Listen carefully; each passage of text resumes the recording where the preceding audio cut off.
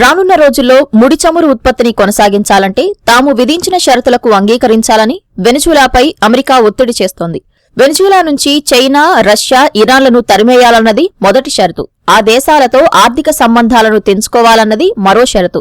ఇంధన ఉత్పత్తి కోసం అమెరికా చమురు కంపెనీలతో భాగస్వామ్యం కుదుర్చుకొని తమకు చమురు విక్రయించాలన్నది చివరి షరతు. వెనిజులా చమురు విక్రయం ద్వారా వచ్చే ఆదాయాన్ని తానే నియంత్రిస్తానని ట్రంప్ ఇప్పటికే తెలిపారు. తమ డిమాండ్లకు వెనిజులా తప్పక అంగీకరిస్తుందని అమెరికా విదేశాంగ మంత్రి మార్కో రూబియో చట్టసభ సభ్యులకు చెప్పినట్లు తెలిసింది. వెనిజులా దగ్గర ఇప్పటికే వెలికితీసిన చమురు నిల్వలు భారీగా ఉన్నాయని, వాటిని ఎగుమతి చేస్తే తప్ప మున్ముందు చమురు వెలికితీయడానికి అవకాశం ఉండదని రూబియో చెప్పినట్లు సమాచారం. సముద్ర మార్గాలను అమెరికా దిగ్బంధించడంతో గతేడాది డిసెంబర్ నుంచి వెనిజులా తన చమురు బావులను మూసేసింది. పైగా ఆ దేశ ట్యాంకుల్లో వెలికితీసిన ముడి చమురు గరిష్ట స్థాయిలో ఉన్నాయి. వాటిని ఎగుమతి చేస్తే తప్ప కొత్తగా చమురు వెలికితీయడానికి అవకాశం లేదు. వెలికితీసిన చమురును విక్రయించకపోతే వెనిజులా 2 లేదా 4 వారాల్లోనే ఆర్థికంగా దివాలా తీస్తుందని అమెరికా అంచనా వేసింది.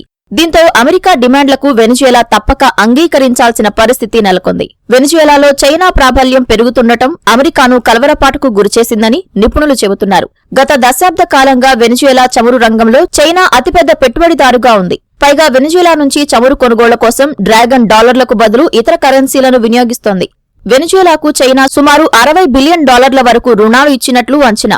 మార్కెట్ ధర కంటే తక్కువకు చమురు సరఫరా చేసి డ్రాగన్ దగ్గర తీసుకున్న రుణాలను వెనిజులా తిరిగి చెల్లిస్తోంది.